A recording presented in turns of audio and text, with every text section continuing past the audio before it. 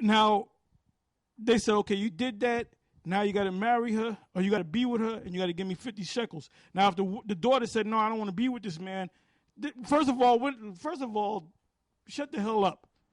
Okay, this is between two men talking now. Okay, because he have humbled her.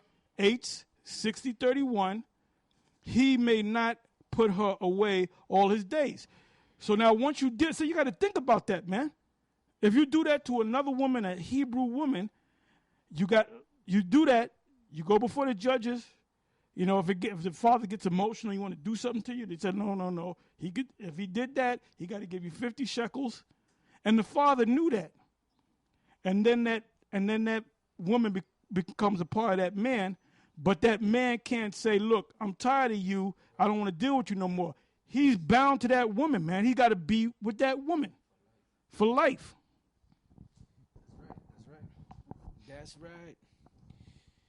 All right. So he got to be with that woman for life, because that's the reason why that law was written. Now, I just want to read this real quick. This is the book of matter of fact. I'll read this other one. This is Deuteronomy 20:10. It says, "When thou comest nigh unto a city to fight against it, if thou proclaim peace unto it, and it shall be." Then proclaim peace unto it. And it shall be, if it make thee answer of peace, and open unto thee, then it shall be that all the people that is found therein shall be tributaries unto thee, and they shall serve thee. And if it will make no peace with thee, but will make war against thee, then thou shalt besiege it. And when the Lord thy power hath delivered it into thine hand, thou shalt smite every male thereof with the edge of the sword. Deuteronomy 20, I started at 10. Now I'm in verse 13. And when the Lord thy power hath delivered it into thine hands, thou shalt smite every male thereof with the edge of the sword. But the women and the little ones and the cattle and all that is in the city, even all the spoil thereof, shalt thou take unto thyself. And thou shalt eat and spoil of thine enemies, and thou shalt eat the spoil of thine enemies, which the Lord thy power hath given thee. Then shalt thou do unto all. Thus shalt thou do unto all the cities, which are very far off from thee, and which are not of the cities of these nations. So basically, what do you think those women that were saved? What you think they were saved for? They were saved to be these men's women. And they're not going to want to lay down with that man, because they just finished slaughtering all the men of that city. Like that movie, what is that, The Last Samurai, when he killed the woman's husband, and she detested him, but she had to bow down to him and serve him. And eventually she ended up falling in love with him, But I just want to read this real quick, because this is the book of Deuteronomy 20. See, these guys, like Tazariak and them, these guys, they still have that Western mentality. They call themselves Israelites. They found out that they were Israelites, but they still under the vibration of America. They still under that westernized thinking, and that's why every time you ask about certain controversial topics in the scriptures, they don't want to deal with it, because they want to be PC to the people. They want to be politically correct. They don't want to be viewed as a demon, or as as somebody that the world claims to be wicked, But this is the script. This is Deuteronomy 28 and 30. It says, "Thou shalt betroth a wife, and another man shall lie with her." That's that was written in the curses that happened to us. Beginning with Judah, Benjamin, Levi, all the way down. So the part of the curse was we were going to get a wife, and another man was going to lay with her, right? And that happened to us. Now this is what the scriptures say, Deuteronomy 30:7. "And the Lord thy power will put all these curses upon thine enemies, and on them that hate thee, which persecuted thee." So pretty much everything that we went through, these other nations are going to go through it, but double.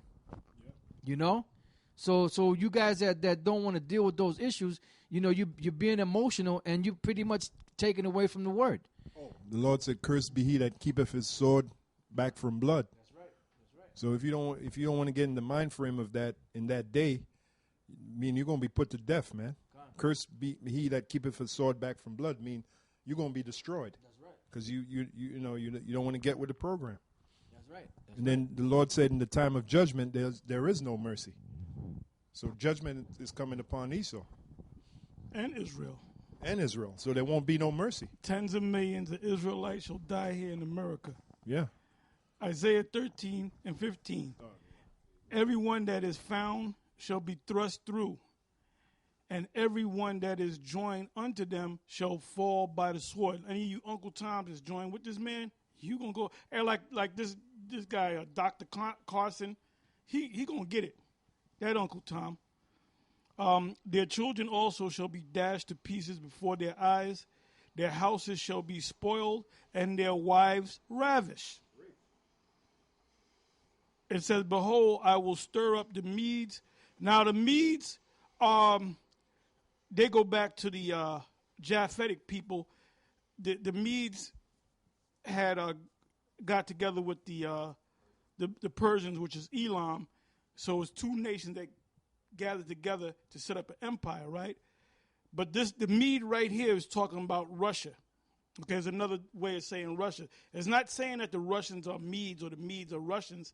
It's that land area, okay? Against them, behold, I will stir up the Medes against them, which are the Russians, which shall not regard silver, and as for gold, they shall not delight in it.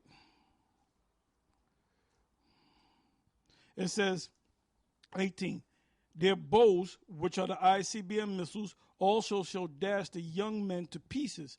The young men to pieces over here in Babylon. And they shall have no pity on the fruit of the womb, because when they go to ask for a treaty, peace treaty, they said, no, we ain't dealing with no peace treaty. We're just going to shoot. I got to say this again. Tens of millions of Israelites shall die here in America very soon. Their eyes shall not spare children. And that's talking about Edomite children, Moabite children, Israelite children. All right?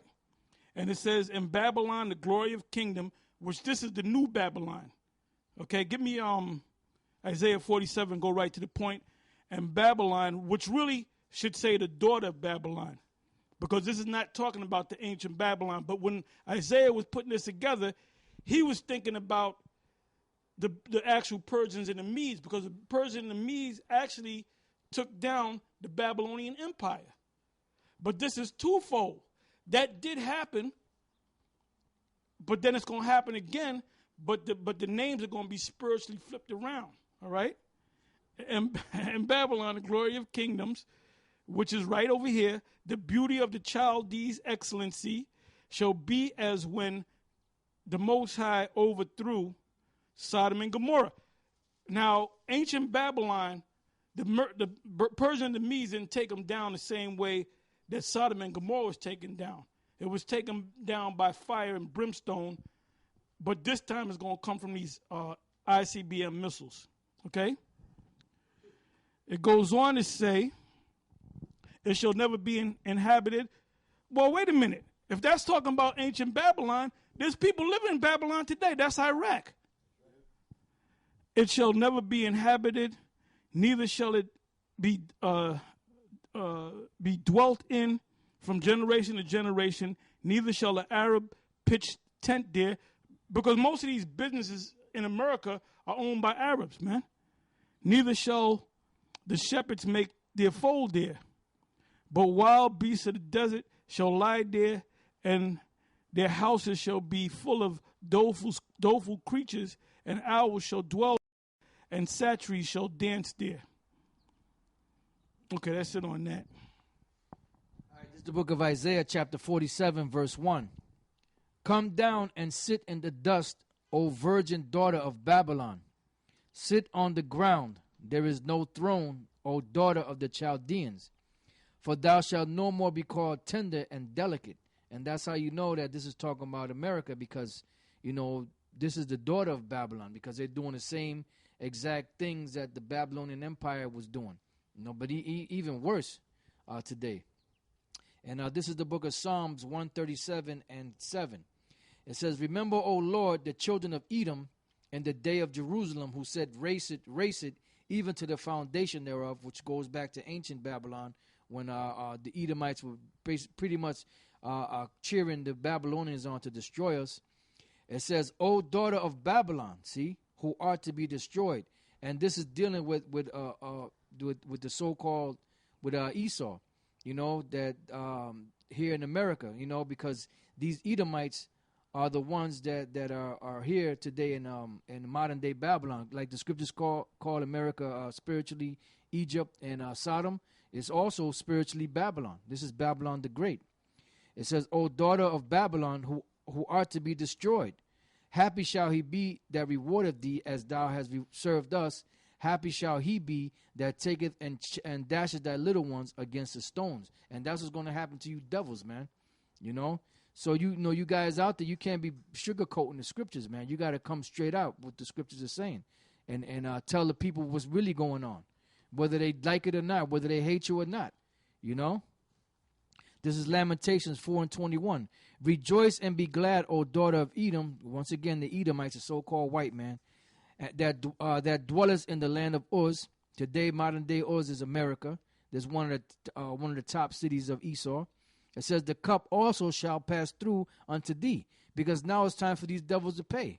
You know, if you go back in the history, just on stuff that's written, not even the unwritten stuff, because there was much more atrocity that they committed that's not even written down on paper or not even spoken of in history. So just on the things that they did alone, they got to pay for that. "Thou shalt be drunken and shalt make thyself naked." And one of the things that they got to pay for is rape. You know, they raped our women. You know, yeah. But they're going to be killed first, because that would be adultery. Yeah, they're going to be killed first, but their women are going to be raped. That's right. Ravished. That's right. Elder Apostle Tar just read the prophecy in Isaiah. That's right. Their wives ravished. Con. You look up the word ravish, the word there is rape, sexually. Yep. You know? It says, I'm sorry. It says, "The punishment of thine iniquity is accomplished, O daughter of Zion. He will no more carry thee away into captivity. He will visit thine iniquity, O daughter of Edom. He will discover thy sins." Yeah, I just put up the word adultery. Because, you know, in this society, in your Americanized mind state, you think adultery means if, let's say, a so-called black man and black woman get married, right? And he's sleeping with another woman on his side. And the woman finds out, and she brings the man to divorce court to get divorced, and the judge will say, "Well, what are the grounds?" "Well, my husband committed adultery." Your husband cannot commit adultery with another woman unless that woman was married to another man. Okay? So all that nonsense, going back to this being in the fucking America too goddamn long. You black woman, you say that your man was cheating. You find out he's dealing with another girl, your girlfriend, and you know what you do? You go with his boyfriend. Now, he has a right, according to the law, to put your ass to death. Or call the judges and have you stoned to death. Adultery only means when a man deals with a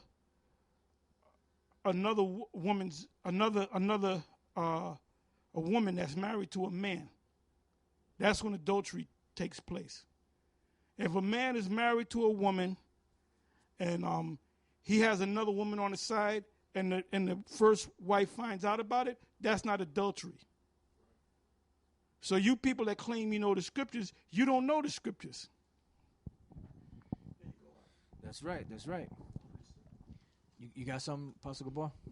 Yeah, Isaiah, because one of our blessings is that we can have more than one woman. Isaiah 4:1, as a man, as a Hebrew Israelite man, and in that day 7 women shall take hold of one man, saying, we will eat our own bread and wear our own apparel. Only let us be called by thy name to take away our reproach. Now that number 7 actually means completion. So it could be more than 7 women.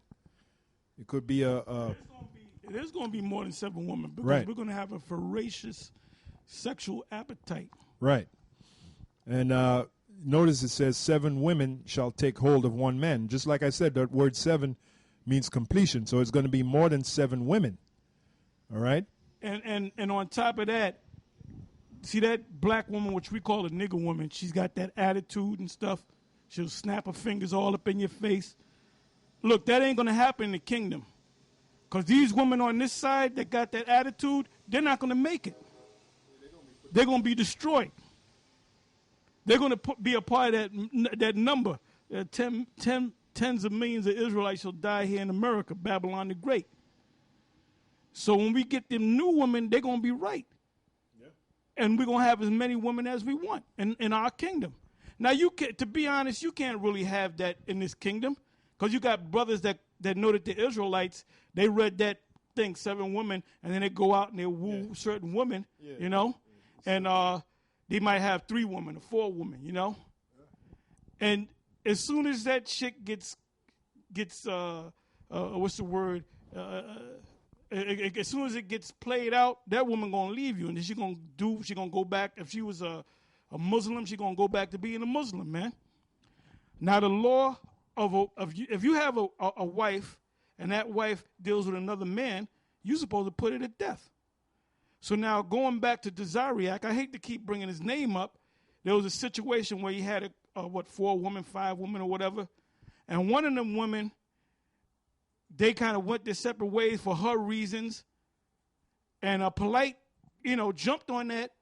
Now you were supposed to. Now we don't know if Polite had sex with your woman or just talk to the woman, man. But Polite had your wife or your former wife talk bad about you. Now in our kingdom, what would have happened? In our kingdom, what would you have done? You would have hunted her down and put her ass to death. But now can we do that? Hell no. Because if you did that and you went to court and you brought out the law, well, wait a minute. They don't want to hear that. Esau don't really believe in the scriptures. They believe in their statutes and codes and so forth, man, which is not even law. And they'll lock you up. They'll give you whatever, 25 to life, whatever. I don't give a damn if you come with all your fringes on, your garment, your door knock on your chest. I don't give a damn what. I don't give a damn if Johanna, the most controversial man in America, come to court. They'll grab his ass up. If he talk shit, they'll grab his ass up on contempt and lock him up. So you can't do that in America, right? You cannot keep your laws in America because brothers talking about you got to keep the whole law like this clown Nate says. Let you kill your wife, or let your daughter be a whore out there and you burn her ass, and then you say, well, wait a minute, here's the law. Here's the law. Okay, the Most High told us to keep the laws. Man, the Most High the Esau, which is your Most High, will lock your ass up, man. Okay? Now, the thing is, they're putting it out there like we raping women. We ain't raping no goddamn body, man. Okay? We ain't First of all, us, the apostles, I have a woman. I don't be dealing with no damn woman freely or anything, man, because I'm into this. Hey, I'm going to have to use a line from Lahab. My emotions are in this. We into this, man. We ain't into no, we had women come down to the camp, and they rub up against you, and they want to get with you and all that. Hey, one woman came from Canada and said, look, I come down here to be with you, Tahar. This was a couple years ago, man. And we don't got no time to do that, man. We into this work, man. We into this work. Now, if you have a woman, yes, you can have a woman. But 1 Corinthians 7 chapter said, they that have wives be as though they have none. Meaning, you can have a wife, but Paul is saying, giving you the inside scoop, look, if you're in this work deep, you ain't going to spend too much time with your woman. You're going to spend some time, but you ain't going to spend too much time with this woman, man. And then Paul said, I wish you were like unto me, because Paul at that time didn't have a woman.